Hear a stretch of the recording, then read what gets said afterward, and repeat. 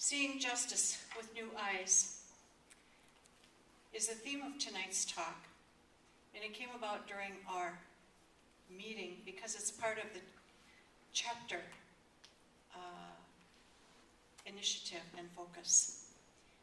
To see justice with new eyes, particularly criminal justice, we're going to be hearing from three very special people today.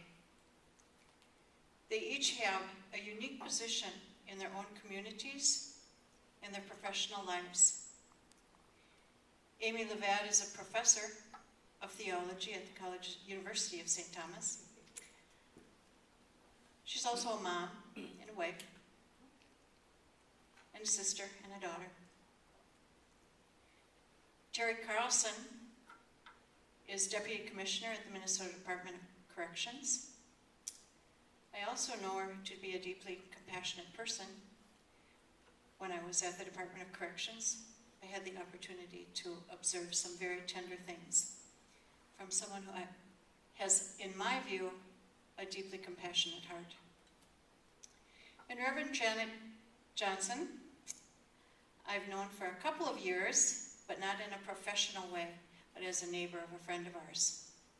So it has an influence, in my view, of being very compassionate, deep people who have professional lives that involve criminal justice. So they'll give this their view from their viewpoint, seeing with new eyes, and I'm very deeply appreciative of that. This is a generous conversation, if we can think of it that way. So they will each have about 20 minutes to speak their story and tell us about how criminal justice has affected them and how it plays a role in their lives. And then we can have a table talk and questions and answers afterwards. So I'd like to introduce Reverend Janet, who will start us off, and I appreciate your contribution. Welcome. Good evening. Good evening. I just would like to thank the Justice Commission for inviting me to come and share my story with you tonight.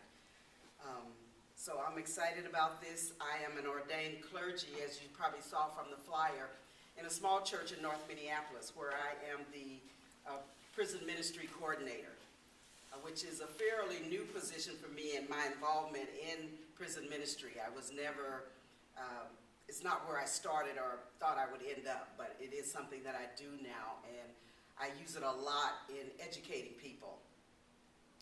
My first introduction, though, to the justice system is I have two family members, a niece and a nephew, who did time in the federal prisons. That was my first introduction to the prison system, a niece and a nephew. And that was years ago, and even after that, I didn't really know or understand the justice system or what it was all about or how it worked or what this system was that I found my family members a part of. So that was my introduction to it. But it wasn't until many years later that I would find myself an ordained clergy and my church was looking to revive or to develop a prison ministry.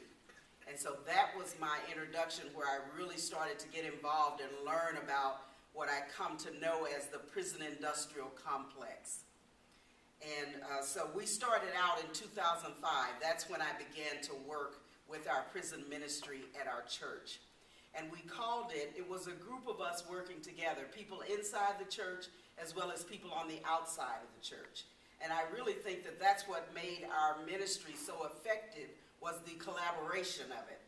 Because we didn't have all we needed inside the church, but there are people outside who are doing things that when we collaborated with them, I found that we were more effective, and I learned so much. We named our prison ministry, we called it the Peace Prison Ministry, and PEACE was an acronym for prevention, education, action, compassion, and empowerment. So that was what the PEACE acronym stood for. And we started out that ministry by just educating even the people who were trying to develop the prison ministry at Wayman, by educating them about the prison system. And that came in from outside. We had a collaboration with St. Catherine's, a professor there. Some of you may know Dr. Nancy Heisig. She was a part of this collaboration. And there was a professor at the University of Minnesota, Dr. Rose Brewer, who also, her and Dr. Heisig put together this presentation that they presented to our small group at our local church to help us to begin to know about this prison industrial complex.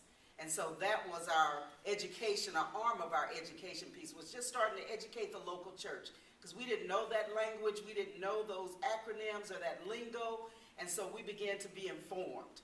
And so that was my beginning. I use it all the time now. I just did a presentation on last Friday morning, and I talked about the prison industrial complex and all that I've learned about it since they gave that initial presentation to us. And we kind of took it on the road. Then we took it to the other AME churches. I'm with the African Methodist Episcopal Church. And there's 4 or 5 of them in the Twin Cities. At the time it was only 4. But anyway, they were willing, Dr. Heisig and Dr. Brewer were willing to go to the other churches and share this presentation that they had put together. And so that's how I began to learn about this prison ministry and how it's big business. That's how we learned about it. Because if the prisons went away, this is what we were told, and it makes sense, of course, that look at all the businesses, the phone company that would be impacted, the people who make the beds and the bedding, the toilet paper, the uniforms for the guards. It's just so many businesses would be impacted if there was no prison industrial complex. And I'm just probably mentioning a few of them. So I'm learning all this. I'm just like in awe that the churches don't know this. A lot of people don't know this. So my role, or I feel like part of my job, is to educate people about this so that they understand what we're dealing with here. And with my family members being involved, what I learned, the niece that was involved, she talked about I can't even hardly say this word, recidivism? Okay. Rate of people kind of being like a revolving door. They get out and then they end up back in prison. And so her comments to me was, it's set up that way so that you do come back. Because they come out and they can't get jobs because the companies don't have to hire a felon. They can't get a place to live because they don't have to rent to a felon. So then they end up back in the crowd that they were hanging out with and doing the things that they were doing, just trying to survive. So again, people just aren't aware of this. We don't hear this kind of language in the church, where I am in the church. So that's the kind of stuff we were learning, and now we share it around. So the education arm of our ministry, that was one thing that I learned about.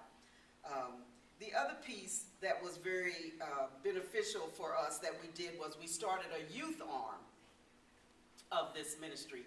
And initially we just called it Youth Forum for the young people in our church, just in Wayman. And so we had like about 9 young people who we would meet with once a month. The idea was that those who had already had some interaction with the system, that we would keep them from getting any further into the system. And those who hadn't been in, we would try to keep them out completely. So we had classes with them on a monthly basis, and with the help of this collaboration with St. Kate's and with the University of Minnesota, they helped us bring people in to help talk to them. We even put them through financial training to understand, give them some ideas of some other things that are out there for them to do and get involved in. And so it went really well for a very long time. And they even wanted to develop a name of their own. So we went from being just a youth forum, Peace Prison Ministry Youth Forum, till they came up with a name called YAP, Youth Against Prisons. That's what that acronym stood for. And they came up with a kind of a little mission statement, which was to educate and not incarcerate. And so they were just really open to it, and we worked with them probably for quite a few years before they all kind of graduated from high school, and that group, some went to the military, some just went on to college, and only one out of that group of 9 is actually in the system currently. So the Youth Against Prisons was another avenue that could be used, to try to work with our youth to prevent them from getting involved. Another arm of this ministry that we had was called Visit Prisons in an Envelope. It was a pen pal ministry. What we did was we polled our congregation. Again, this is from all of us, this group of people collaborating. We polled our congregation to find out how many families or who in our church had people who were incarcerated. And to our amazement, at least to my amazement, we had 9 people from different families in our congregation who had folks who were incarcerated. And so we wanted to begin to communicate with them on a consistent basis. And so we had a chaplain come in, the chaplain from Lionel Lakes, maybe you know Reverend Marshall Hallman. Mm-hmm. She came in and did some training for us about how to communicate with people who are incarcerated.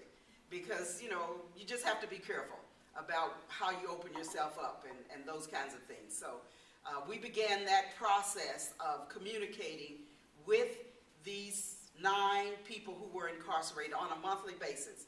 So we would send a card every month. And now we put our monthly prayer calendar in there, and we kind of just let them know some of the things that might be going on at the church at the time. And so that ministry from 2005 to now is still active. Some have gotten out.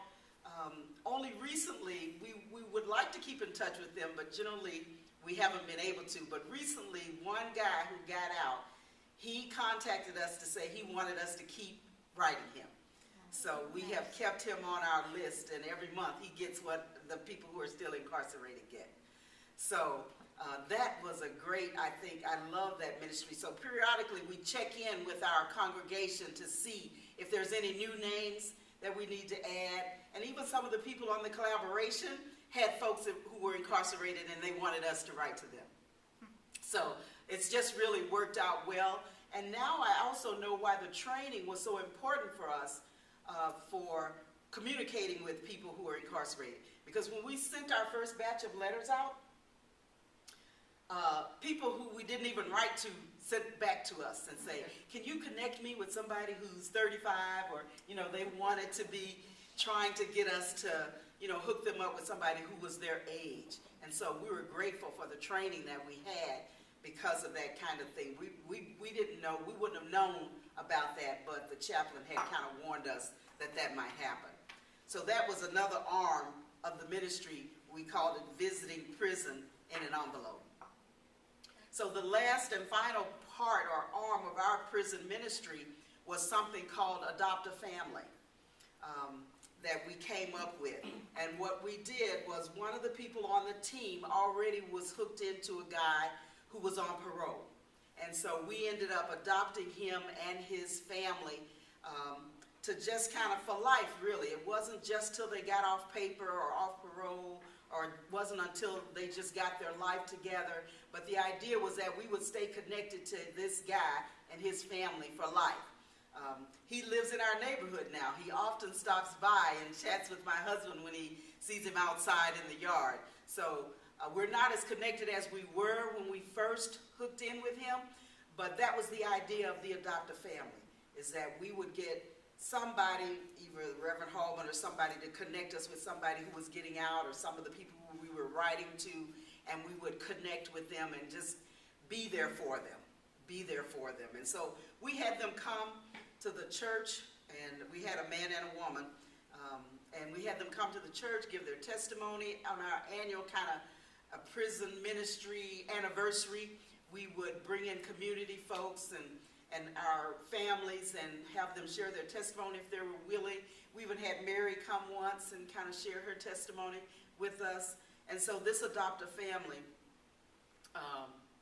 was a great tool at the time. So of all these arms of this Peace Prison Ministry, 2 of them still exist. One is the Visit Prison in an Envelope. We still have that one going. We have seniors in the congregation who do that work. We provide them with the stamps, the cards, the prayer calendars, whatever the flyer or the communication is going to be that's going to go out that month. We provide them with that. and then they send it out just every month whenever they decide that it goes. So that piece is still functioning. And as a matter of fact, we don't even put that burden of cost on the church. Initially, a group of us that was just a part of the team provided the supplies for that. But we had a visitor come to our church one Sunday who heard about it. And now we don't even have to come out of our pocket. I mean, he's just like throwing money at us so that we can keep this going. And we also included one of his family members that we write to as well. So that arm is still going faithfully every month. And we even had a guy, this was just amazing, in the past year who, you know, they don't get very much money incarcerated, right? So we get a letter from this guy, and in there is a money order, or whatever they can get. Maybe it was a cashier's check, I can't remember. But he is paying his tithes to us. So he sends us this money order, and it's $10 for tithes and $2 for offering. We can't even get some of our members to tithe, and here this man is incarcerated, and he's moved by the compassion of the people that, because we've been writing to him for like 5 years now, maybe even 6 years. And that's what God moved on his heart to do. So that was really touching for us when we receive it. And he's pretty consistent with it. So that's really been a blessing. And the other piece that's still operating, actually it's kind of a new piece, which we never had, was I go to the workhouse and do a Bible study. That was something new. And so I don't go often. I got involved through a chaplain out here in Plymouth. It's in Plymouth. The workhouse is in Plymouth. And so I go whenever there's 5 Wednesdays in the month, and I do a Bible study there with the women for about an hour. They let me have about an hour to an hour and a half. And so it's just been going very well. We get anywhere from 5 to 15 women who come, because it's strictly voluntary. They just make the announcement, and then whoever comes, you know, they come. And so that has been a new piece really to the prison ministry, because we never went into the prisons before. We just had the Pen Pal, Adopt a Family, the Youth Against Prisons, and our presentation PowerPoint to educate the churches about what this prison industrial complex is kind of all about. And, you know, it gives a lot of numbers and stuff. I don't have any facts or statistics or anything like that for you, but I know it's bad just because of what you hear in the news. And, I've heard the statistics, and I'm sure they've only grown since I first heard them. And they predominantly affect the African-American community. It's very strongly impacted. And again, like I said, my family was impacted by it. And for me, the thing that we're learning and we're talking to people about is that there are many areas of this prison industrial complex where we need people to be involved. You know, we're writing, we're doing the Pen Pal, we're going to the prison, but we also need some people over at the Capitol where these laws are being put in place that impact our community, and no one's over there, checking or being aware of what they're setting up over there, because they talk about how many men are incarcerated for non-violent crimes. They're just overcrowded with people like that. And so we're not over there, checking, calling them on the carpet. You're setting up laws that don't impact you, but it impacts my community. So we need people over at the Capitol who are, wise and can work that. We also need people downtown in the court systems where the people are being judged. We just need people in different places to help help people navigate and deal with this system. Because one of the things we did that I learned in this presentation that Dr. Isaac and Dr. Brewer did was they showed us this film, I can't think of it now, where the nun walked, the guy who was on his way to death. What is it? Dead Man Walking, that's it, thank you. And one of the things I found out in that movie, and I'm assuming, I know Hollywood takes some liberties, but one of the things they said in there was his initial lawyer was like a tax lawyer. It wasn't even anybody who was criminal law. So that's the kind of things when you get a public defender or, that's the chance, I guess, that you could take. But that's what it said as we studied that, was that, he had a tax lawyer to defend him, kind of thing. And so that's the kind of stuff that's going on in the judicial system, that, if that's your heart, if that's your passion, we need you down there. We need you helping people in that issue, at that point of the juncture of the prison industrial complex. Thank you. So I'm learning a ton, and, I'm enjoying it, so thank you. Thank you. Who's going next? Go ahead. Terry? Sure. Thank you. So I have to sit up and very close to this. So I'm Terry Carlson, and I'm the Deputy Commissioner of the Facilities Division for the Minnesota Department of Corrections. I've worked in the Department of Corrections since 1983. I started my career working at the women's prison in Shakopee as a new college graduate from St. Olaf College, where I studied psychology and family studies. And I had done a little bit of volunteer work at Shakopee and thought that the economy wasn't so great. There weren't a lot of jobs back then for new college grads. And since I had done a little volunteer work, I thought, well, maybe I could work there for a couple of years and then find a real job. And I'm still looking, I guess.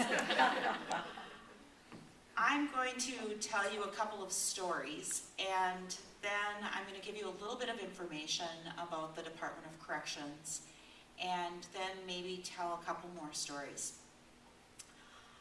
When I started working in prison, I really was naive and young, 22 years old.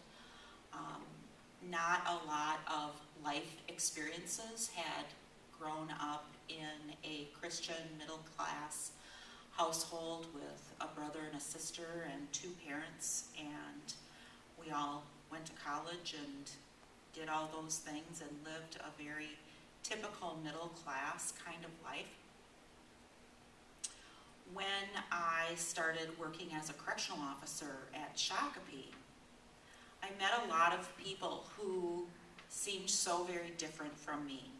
And it was easy for me in those early years to think of, and not for a long time, but in the very, very beginning, think of them as other, as foreign, stranger. And I was looking for, there's a specific Bible verse about that foreigner and how we as humans can be not so hospitable to foreigners and put distance. And as a corrections officer, like Marshall did in her training with you as letter writers to people in prison, you have to keep a good boundary about your personal life and not get caught up in a game that an inmate may want to play with you, to get more information about you, to set you up for those kinds of things. So, it's easy to put up walls and to think of those who are incarcerated as other. So I'm going to tell you the story of a young woman who came into prison during the early time of my working there. She was probably 22 years old, maybe 21. She was going to college at a state university in Minnesota. She was very similar to who I was. She looked like me in many ways, very close to my age. And she was in prison because she got pregnant, and when the baby was born, there's question about what the timing of the sequence of events, but the baby ended up being discovered in a dumpster. And she was incarcerated for a couple of years for that, and her family came to visit her, and she had some friends that wrote to her early on, but after a while that dropped off. But for me, that was a moment when I realized, not other. This person is so similar to who I am, and in so many ways, the saying of therefore, but by the grace of God go I, really hit me hard and helped me realize that some of the space that I had put between myself and others, maybe more in judgment than in any words or anything than that, needed to go away. And that every single person who's incarcerated is somebody's child, is probably a brother or a sister to someone else, probably a mom or a dad, a cousin, an auntie, an uncle, and we have as the Department of Corrections grave responsibility for the care and custody and safekeeping of these people who have broken a law and been sent to prison. It's not my job, and this was one of the things that was really firmly ingrained in us during our orientation to the Department of Corrections. It's not my job as a staff member to judge someone or punish someone more. Their punishment is their lack of freedom. And so whatever we could do to help people figure out how to be successful upon release, the better off everyone is, because that creates safer prisons, it creates less recidivism and return to prison, and it helps families be more intact, and it's good for our communities. And so this stranger, foreigner, alien type message, I think it's so important for us to recognize how that works in our minds and sometimes in our hearts too. And it has been a journey for me, I will admit that. Another quick story, again, fairly early on in my years. So I was a corrections officer at Shakopee, and that basically meant doing security rounds to make sure that the women weren't breaking rules, that they were engaged in appropriate behavior, that they were not in unauthorized areas, that they weren't escaping, that they were doing programming, and all of those kinds of things. Many people in prison have a lot of mental illness. And there was another young woman, and I was going to say their first names, but I'm changing their first names. So I'm going to call her Mary. She had pretty significant mental illness, schizophrenia, I believe. I don't know her real diagnosis, but I believe that may have been it. Taking lots and lots of medications, and man, were things different back in the early 80s than they are now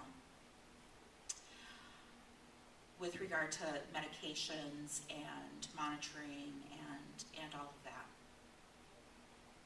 She had a lot of self-injurious behavior, cutting. She had some suicide attempts, sometimes doing things for attention, and writing letters to her mother saying, I'm going to kill myself. And so we never knew if she was real serious about trying to commit suicide, and those may not be the politically correct words anymore. I'm not sure. But scary nonetheless. And as a corrections officer working in a housing unit where 24 to 30 women are living with varying degrees of getting along with each other, one of your jobs is to make sure everybody's behaving and, like I said, and staying there and all those kinds of things. So we had to do half-hour rounds in the security unit, and there were a number of times when I'd go check on Mary, and she would be cutting on her arm, she'd be sitting on her bed crying. She didn't have friends in her unit. People didn't generally like her. And occasionally she'd get a visit from her mom, but that was rare, and didn't have a lot of phone contact with her mom either. That was her only support that I recall from over 20 years ago now, over 30 years ago now. One day we were doing a round, and I went to her room. Her door was closed, and I opened her door, and this was somewhat graphic, but she was hanging. So I apologize for the graphic nature, but she was hanging. She had used a sheet she cut up and tied it to a vent that was above her bed. And there was a chair on her bed that she likely had been standing on, and the chair had moved away from where her feet were, and her toes just barely touched the bed. And I called for help immediately and started to try to lift her up so that we could get her out of that predicament, out of that circumstance. And we were able to get her down, and the ambulance was on the way, and we started CPR, and I was the one that did the breaths in her mouth. And we weren't successful. The paramedics came and tried to resuscitate her, and they weren't successful in bringing her back to life. Lots of mental illness in prison. And she didn't leave a note. You know, we speculated if it was an attention-seeking kind of event that just went terribly wrong, or if she really wanted to kill herself that time. And no one will ever know, her family will never know. But how sad is that for someone to die in prison? It had a huge impact on me as a person. Again, just realizing the gravity of the work that we do, corrections officers do, every single day to try to care for people who are in really, really difficult situations, who have many, many challenges with medical issues, with mental health issues, with family support. The other piece of that story is, you know, it's absolutely mostly about Mary and her death, but it's also about the tough work of people who work in prison. And I'm not looking for a pat on the back for that, but I think sometimes we don't think about how stressful those kinds of jobs can be. Sometimes they're mundane. I can tell you there were many a day that I was really quite bored with the work, and that there wasn't a lot going on, but then all of a sudden something happens, and you just have to switch over to your most alert and best response, and just come up with what's the answer for how to solve a problem and work as a team of staff to take care of that. It takes its toll on the staff who work in our facilities, and I'm so proud of our corrections officers and the Minnesota Department of Corrections and the things that we do to help train and support them in doing these tough jobs. We do some training specifically for crisis intervention team. It's called CIT, that's the acronym. And it's helping people with mental illness de-escalate a situation so that we can not have to rely on use of force to de-escalate the situation. Using words, using rapport, using specific techniques. And we've trained, our goal is 25% of our corrections officers in the specific techniques and using actual actors who are specifically trained to be in the position of an inmate with mental illness, and they're really good at their jobs. And so the staff get to really hone their skills, and it's really a good program for our agency.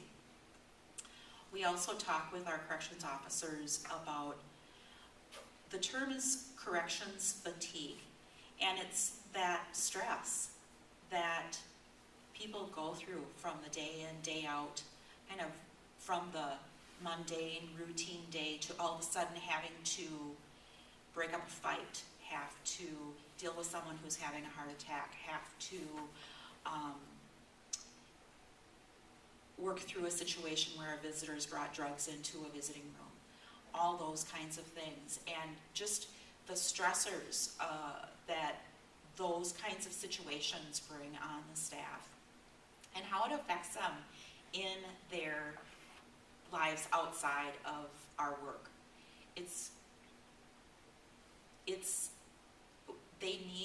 We all need to really contemplate that and think about that. I was telling Chris earlier that so many of my friends who have retired just say, boy, I just feel such a weight off my shoulders. And when I was telling her that, I'm like, I put my shoulders down, and I realized, oh my gosh, my shoulders were up at my ears again. And I know that many jobs have a lot of stress to them. Corrections, I think, is pretty high on that list. So those are a couple of stories. I wanted to just tell you, and there is a handout that's two-sided that you have to have really good eyes to read it because the print is very small. But there's just a couple of slides that talk about what the Department of Corrections mission is, and that's to reduce recidivism by promoting offender change through proven strategies during safe and secure incarceration and effective community supervision. So we have incarcerated a lot of pretty dangerous people, and that's what prison is for. It's for those people that are more dangerous. It's for people who need to be out of society for a period of time. The Department of Corrections also provides probation and parole services, and we provide a whole lot of programming for the offenders who are in our custody and care. Like I said earlier, I'm really proud to be a part of the Minnesota Department of Corrections because we are, I think we do things fairly well, although there's always room for improvement. And when you, Reverend Dr. Janet, were talking about the prison industrial complex, it's true. So many of those things are absolutely true, and it's important for people to know the facts of prison. So you'll see how we're ranked as far as our population, of our state population, and we're very low in our incarceration rate, which is the number of people who are in prison per the number of people in our state. So I think we really have a low incarceration rate compared to so many other states. On the back side of the handout, it just talks about some of the things that we focus on with regard to helping offenders prepare for release, be it education, chemical dependency treatment, sex offender treatment, reentry services, education. All of those things are proven to reduce an offender's chance to come back to prison. Having people visit offenders in prison reduces their chance of coming back to prison. And over 40% of our inmates do not get any visitors. 1%? Over 40. Over 40. Lifers, people who have long, long sentences, oftentimes they may have one or two family members who care for them, but probably don't visit very often. So as I was thinking about ways that, you know, a group of people like you could help in real impactful ways, it's things like your visiting prison through an envelope. It's visiting prisoners. It's being available to mentor, to provide support. It all helps. I have so many other stories, but my time is up. I'm very academic-y in my head today, so if I get too much in my head, I stop that. I've been writing all day, and it probably shows. A little bit of background on how I started working on prison things. First, I'm a professor of moral theology at the University of St. Thomas. I've been there for 7 years. I majored in math and religious studies at the University of Puget Sound in Tacoma, Washington, and while I was there, my sister ended up going to prison. She's 8 years older than me. Long struggles with undiagnosed ADHD that she treated with methamphetamines. Treat ADHD with stimulants. That makes sense. So she ended up in prison while I was in college, which was a bit rattling, to say the least. And at the time, I couldn't find any really helpful resources. My church had nothing to offer me or my family. And walking around a college campus, there's not a lot of people who are readily volunteering that they have family members in prison. It awoke in my consciousness about the issues of prisons, and a lot of what we've heard in terms of the prison industrial complex, mass incarceration, and how it does affect certain communities much more deeply than the community that I came from, which was white and middle class. That part of what marks mass incarceration are intense racial, ethnic, and class disparities. From there, I ended up doing a year volunteer position with the Sisters of Loretto in Denver. You guys know Sisters of Loretto, great ladies. They had me as a case manager for women arrested for prostitution. I was way over my head, you knew where I was. It was over here, I was down here. And then after that, I went to graduate school at Emory University in Atlanta with the intention of studying prison issues. While I was there, 4 seminaries in Atlanta had a little pot of money that they didn't quite know what to do with. So me and a few other people got together and we started a theology certificate program for women at Metro State Prison. It's no longer a women's prison in Atlanta, so it's moved to a different prison now, where faculty, doctoral students, and people getting their MDiv, Masters of Theological Studies, could teach theology classes for women arrested, for women in the prison system. And it was an incredible experience. I've never taught such good students who were so engaged and so excited to have someone come and spend time with them and to read books with them and really explore knowledge with them. The program's still going. You may have heard of one of the graduates, Kelly Gissendanner. She was executed at the end of September. Sorry. But she was able to initially participate in the program in classes with other women. Then there was a change in the decision-making of the warden of the prison, so that then it was a one-on-one study, and she was able to complete the program.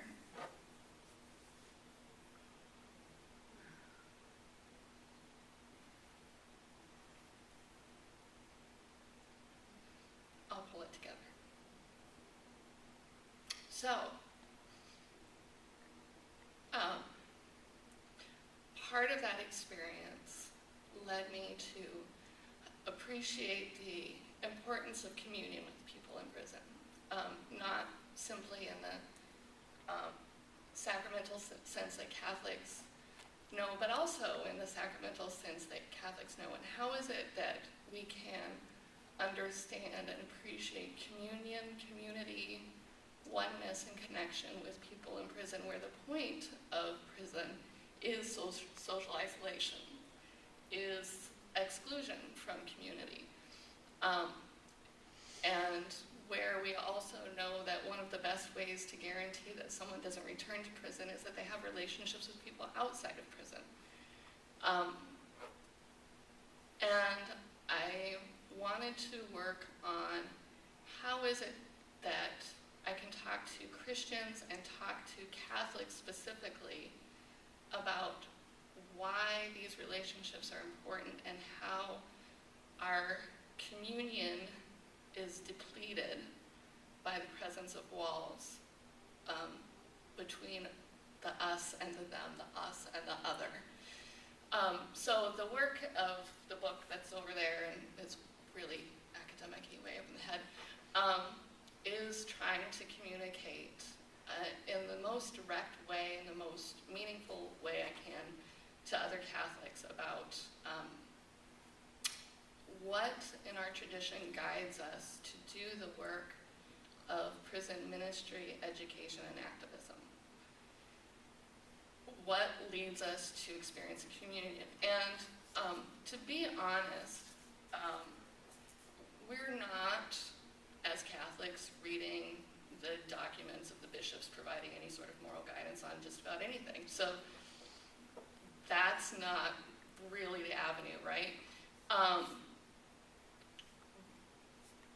And I thought a lot about my mother-in-law, who, when I was first married and she was visiting, I had NPR in the background, and she looked over at me and said, "Amy, are you a Democrat?" Yes, I was, and so's your son, which was a little bit shocking to her as well. But she's also a good woman and a cradle Catholic. How can I communicate with her about the importance of this? And the thing that I knew that we shared was the sacraments. And if I could talk about the sacraments meaningfully in a way that led to saying, yes, people in prison are people too, and they bear the image of God, that this is why, well, there's lots of reasons why Kelly is hard, that redemption is always possible. And transformation can always happen.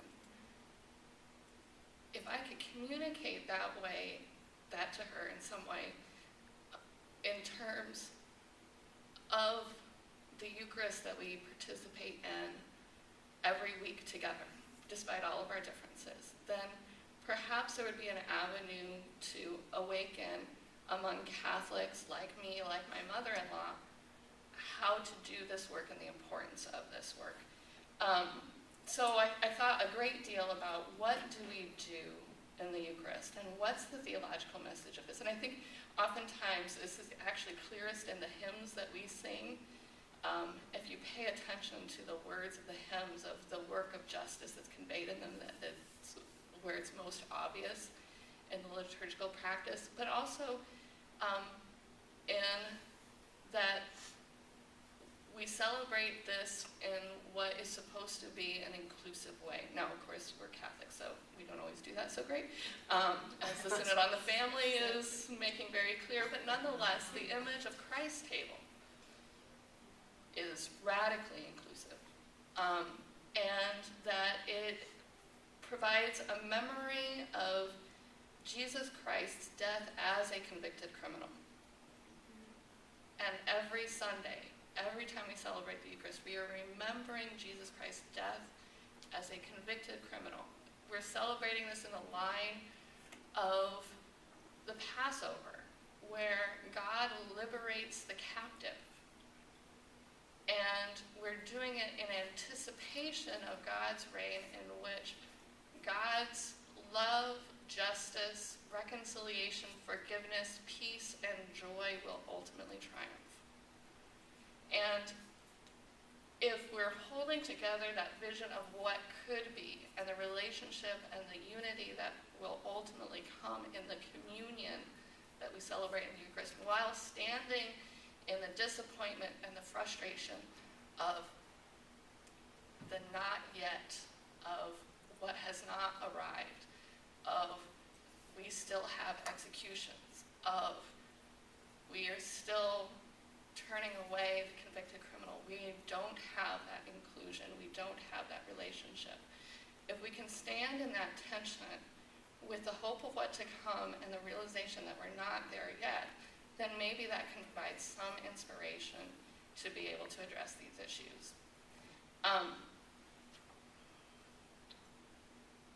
There's part of the key of addressing these issues is recognizing the number of different roles that we have as mass incarceration is tied up with social injustice. There are people that need to be in prison because as a society, we're not safe with them otherwise. There are ways to change how prisons operate. I'm really clear that Minnesota and Georgia prisons are way different in the way that they operate and the emphasis placed on programming and education. If we think about prisons as a way of opening possibilities for what life could be different afterwards instead of simply a warehouse for people, then we can emphasize the possibility of relationship in the future. We also have to think about what are the social injustices that led to mass incarceration, because we haven't always incarcerated 650 per 100,000 people in the United States of America. That's a relatively new thing. So what are those social injustices that led us there? And what are the social injustices, the collateral consequences that come from this, and how can we address them? And if we think about the way mass incarceration is tied up with social injustice, that there's roles for all of us here. There's something that each of us can do. It's going down to talk to your representatives. That's important work. It's visiting, it's writing letters. That's important work. But it's not everybody's cup of tea. That's for sure. We need teachers. We need lawyers. We need people who are in mental health treatment, people who are trained in drug and alcohol treatment. We need people who think about city planning and city development. There are roles for all sorts of people in addressing the social injustices that are tied up with mass incarceration.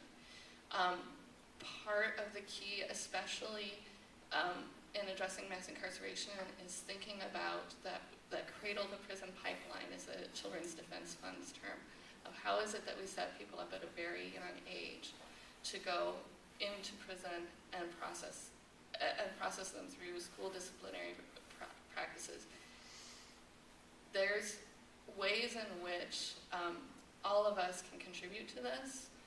My hope is that as Catholics find ways of contributing to it, that they can be fed by the food of the Eucharist, this vision of justice that's provided in this sacrament that ultimately calls us to communion and to work for God's justice.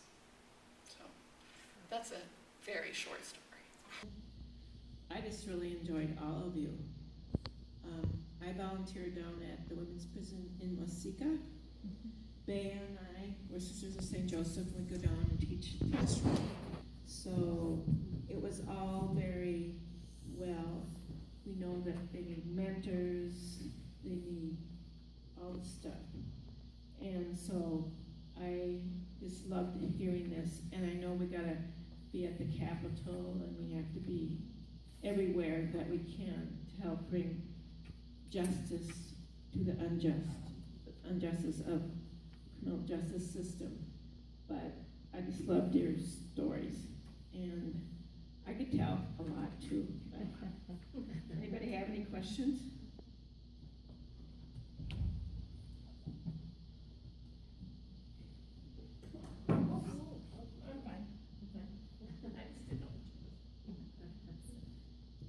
Hi, so my question, a lot of what you were talking about had to do with the poor situations of systems, ongoing systems in the prison system. And I'm wondering if you have an idea, this is general to everyone, of a more ideal prison system? Like, what are we trying to work towards? And is isolation the only method or the best method of creating public safety?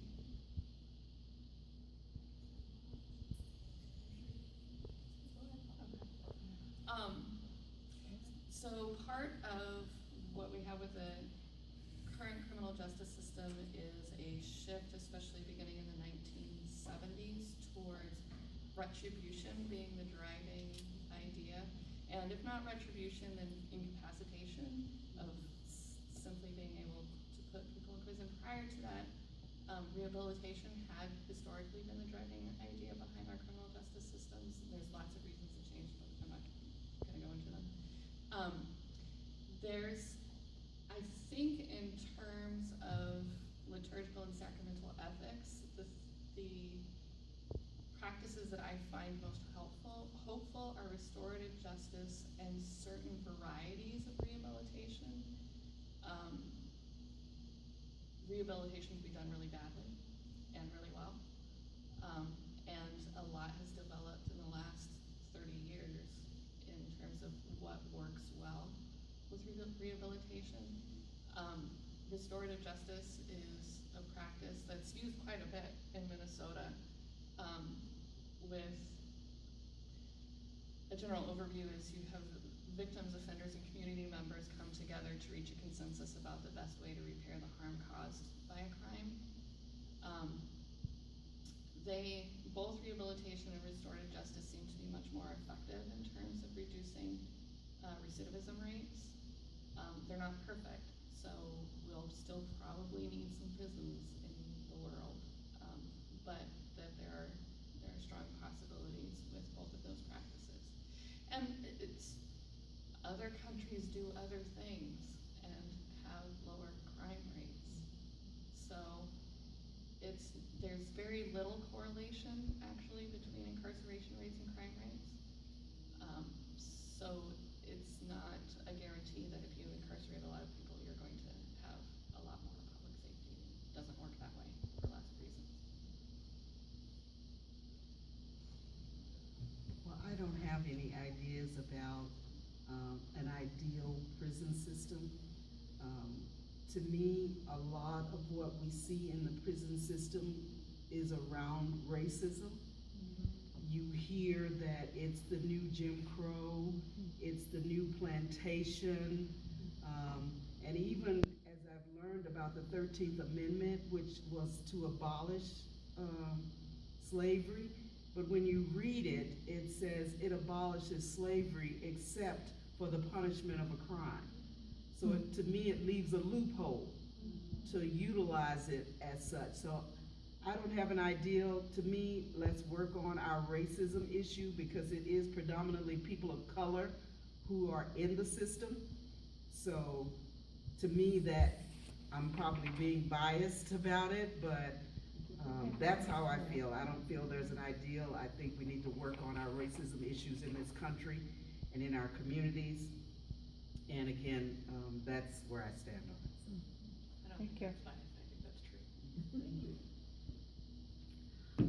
I want to say a little bit about that because everyone who comes to prison receives assessment and testing to figure out what needs and risks they have that we try to address and risks that we try to mitigate.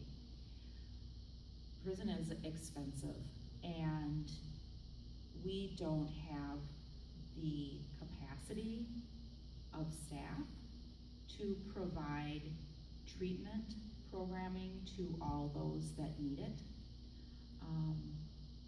So a lot of people get out and have to rely on resources in the community because they weren't able to receive the treatment while in prison. If I could change one thing, it would be to get more programming, get funding for more programming in our prisons so that when somebody has a chemical dependency issue, it can get addressed. When someone is committed to prison for a sex offense, that they can get sex offender treatment. Again, the research shows that programming like that is very successful in reducing recidivism. Our Scandinavian brothers and sisters have a very different view on prison and incarcerate far fewer people than we do in the United States. I've never visited a prison in Scandinavia. I'm kind of interested in doing that. I know they're very, very different. I think there are opportunities for us all the time to improve on the work that we do. And a couple of things that we've been working on really hard in the Minnesota Department of Corrections are things like, the acronym is PREA, and it stands for Prison Rape Elimination Act. That's the right thing to do. People shouldn't fear being sexually assaulted when they're in prison. It's about safety for everyone who resides in our facilities, and so there are federal standards that are set up to make prisons safer, and we want to comply with all of those standards because we know it makes our places more conducive for offender change.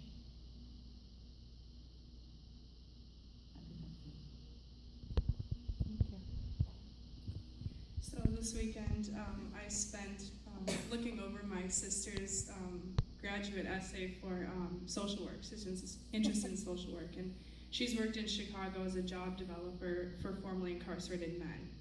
And I haven't been able to get this quote out of my mind because the question was, given all the resources you could have, what would you do to end a social issue? So my sister chose mass incarceration. And she said that the best thing she learned was from her client at her first job. And this is what he said. "We are told we are repaying our debt to society while locked up. We spend X number of years behind bars in a place with more anger and violence than the places we came from. Then we are released with a set of clothes and sent off to be a better person.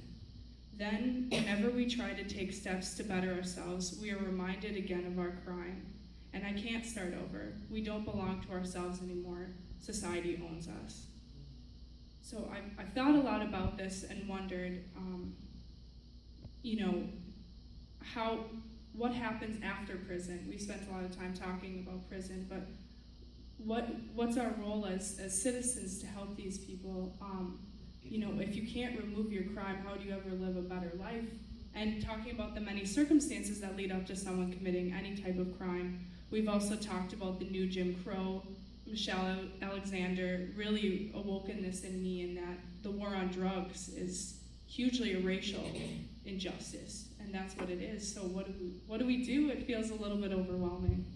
So in Minnesota, 95% of people who are in prison get out. 95% get out. Some after very, very short periods of stay in our system. Some who come in and serve less than 3 months in our prison system because they have jail credit and they have a short sentence. So they don't get a lot of resource, they just get out. And we're not able to do much to help them reintegrate back into society. But they haven't been gone very long, so that's lucky for them. Then we have other people, and just a little story about another woman whose name I won't use, who came to prison at the age of 22, 23 maybe it was, and spent 30 years incarcerated and was just released from prison after serving about 30 years. We do all kinds of programming at the prison to help prepare people for release. But sometimes you don't think about things like, she said, I went into the restroom and I couldn't find the faucet to turn on the water. And then I realized that it was a motion detection thing. I've never seen that before. You know, when I just said that, it just gave me shivers because the world has changed so much in 30 years. And how can we, again, as people who are given this serious job of helping people be successful when they are released, how can we even do that for people who have been incarcerated for 30 years or more? It takes a long time. It's a gradual process. But again, it's about where is support for that person? How have we, as society, found ways to come around this person and support him or her? Again, within the Department of Corrections, we have specialists who know work sites that are felon-friendly and will give a person a chance to get their feet on the ground and get a paycheck. We have people who are specialists in helping an inmate who's getting released develop their resume from the jobs that they had while they were incarcerated, and for the skills and training that they received as well to get that job. And they do it remarkably well. So, there was more, but it's gone right now. There's also some specific policies that we can advocate for to be changed to help with reentry processes. So, for example, the box you have to check on job applications, have you been convicted and arrested? Actually, the Equal Employment Opportunity Commission, the EEOC, says that it's best practice not to have that on job applications. I would like to add to that. I work at an organization called Justice for All at Take Action Minnesota, and we actively campaign to have that box made illegal in the state. And it is now. Yeah, The so box has been banned. the box has been banned. But I would just one question out that I just heard about, employers are still putting it Yes. on the application now, and they still have the box, and then they have in small print, if you live in Minnesota, you don't have to check Yeah. that. There's it's problematic, so there's more to do. Yeah. Yeah, so if you're filling out a job application, you see one of those, then to proceed accordingly to address the issue. So especially if you're in a position where you don't have a criminal conviction, to use the position of privilege that you're in to advocate for change. So that programs like that, felon disenfranchisement laws, in Minnesota, I believe if you're on probation, parole, or in prison, you can't vote, is that correct? Correct. Yeah, so, that also varies state by state, but to advocate for, changes in prison disenfranchisement laws. If you have a drug conviction, you can't qualify for federal student loans anymore, so contact your congressperson about that. Education's one of the best ways to ensure that somebody doesn't return to prison. In the 1994 crime control bill, thank you, President Clinton, Pell Grants for people in prison were eliminated.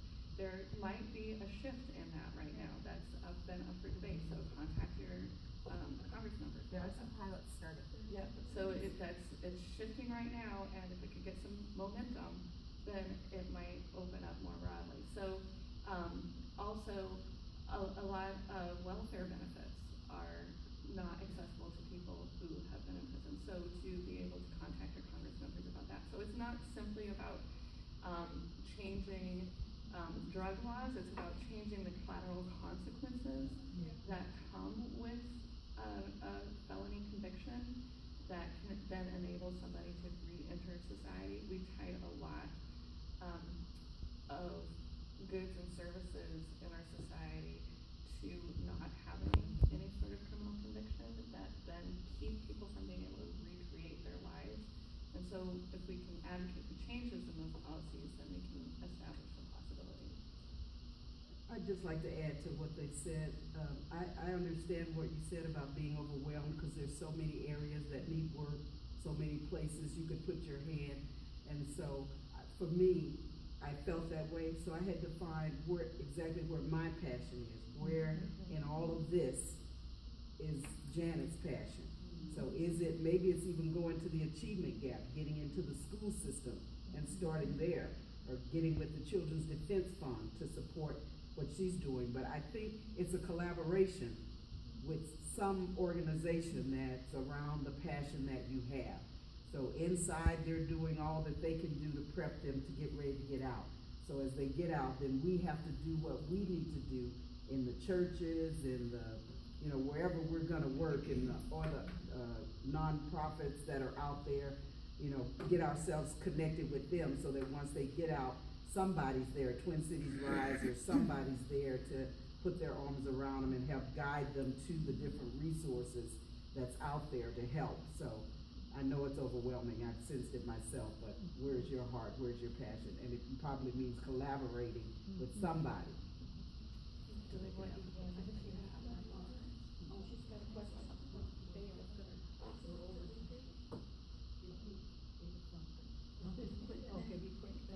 First of all, a profound thank you to all three of you. And the diversity of your experience and the contributions that you each make altogether is quite stunning. And Janet, to work from within your community. So it's very real and it's accessible and it's doable. Thank you, so practical.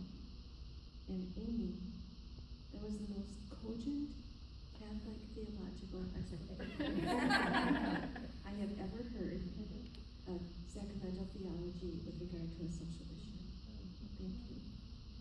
And Terry, your job is so huge. So you're talking about what kind of resources and support these people have while they're in prison and afterwards. So if it feels comfortable for you, would you share with us just a little bit, where are your resources and support that keep you going back to your job every day? I can't imagine. It's so huge. We each do what we can to make it through every single day and stay as centered as possible. I have absolutely supportive family and friends, and as we all do, or most of us do. And my spiritual development is important to me. Physical activity, just to stay healthy. I practice yoga almost every day because if I didn't, I would spontaneously combust. I am confident about that. The other thing is, I share my work with such remarkable people who have similar visions and values and beliefs about what we're doing. And that makes it possible. I know that I am uniquely blessed to be working in the Minnesota Department of Corrections versus a Department of Corrections somewhere else. Thanks for asking. One more question, all right. It's not really a question, it's more a comment. Ruth and I volunteer in the federal prison in Waseca. And I also teach in the Hennepin County Homeschool, which is the juvenile lockup for kids. And one comment about that, I've probably had 40 kids come through my art classes since I've been there. One of those kids was white. None of the rest of them were. That's not an accident, you know. And I'm just struck by how easy it is for kids of color to get caught up in that system, partly because they don't have good legal representation when they got caught up, but even getting caught up in the first place is different than, you know, if they live in Minnetonka, they don't get picked up. If they live in North Minneapolis, they do, you know, and then they get shunted into this system. The other thing I'm aware of is that there are no kids there who don't have some kind of trauma in their life. And I don't know that we've ever come across anyone in the federal prison who hasn't had serious trauma in her life too. And one thing I just want to say about that is have become aware since I've been working in the federal prison that sometimes people who work in prisons are blamed for problems in prisons, and that's not the right target. Those people really are there to try to do the best they can. Most of them, not every one of them. Some of them are little power trips, but mostly they're there to do the right thing and to keep the place safe and to figure out how to get people their programming and whatever. I also sometimes do work with people who are on probation.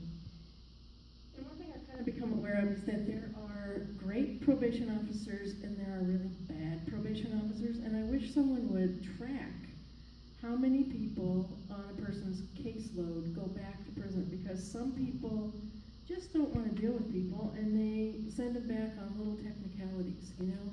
And other people really go out, other POs go really out of their way to help people get what they need. And it would be helpful if someone would start tracking that, because some people should not be probation officers, you know? Some people should not be working in prisons if they're on their little power trips. And that poisons the place, even though there may be only one or two people like that, you know? There's a person, I'm not sure if they're still down at the prison in Waseca, but people are legally entitled to get their mail every day, but there's a person who deals with problems on their unit by waiting until very, very late at night to give people their mail. Well, that's a little power trip thing, you know? That's a little power trip thing, and that should be addressed, but it's not, you know? And the other thing I'm concerned about is there's a lot of people in prison who have all this serious trauma and mental health issues and addiction issues.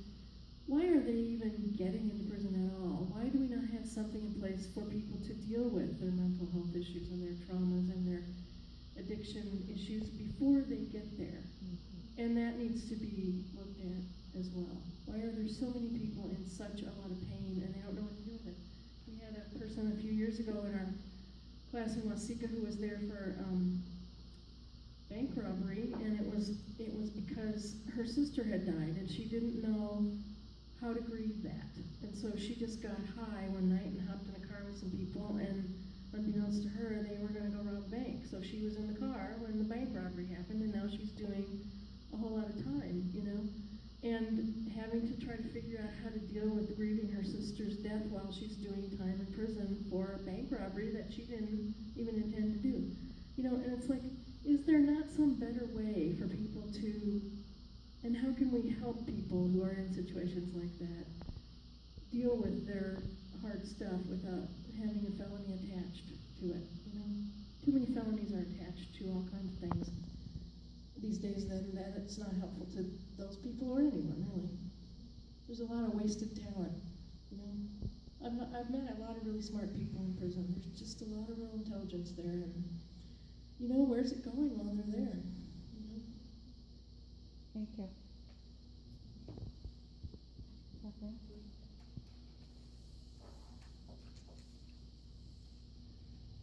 I'm not sure if I should. Doesn't matter. Well, I just want to thank you all. Kathleen? I want to just thank you for coming tonight and, you know, sharing, you know, your thoughts of justice through your eyes. I mean, I agree, you're three extremely special people, and I have learned a tremendous amount. Even though there may not be many of us here, we've all learned a a lot about all of, from the three of you. And I work with Terry. She works down the hall for me. And we can thank Terry for the Minnesota Department of Corrections providing the treatment and the programming that we provide the people who come to us. She's been there for 30 years, and I think when she started, they weren't doing many of the things that they're doing today. And so, because of Terry's work, they're doing that now today. And the others who she has also worked with.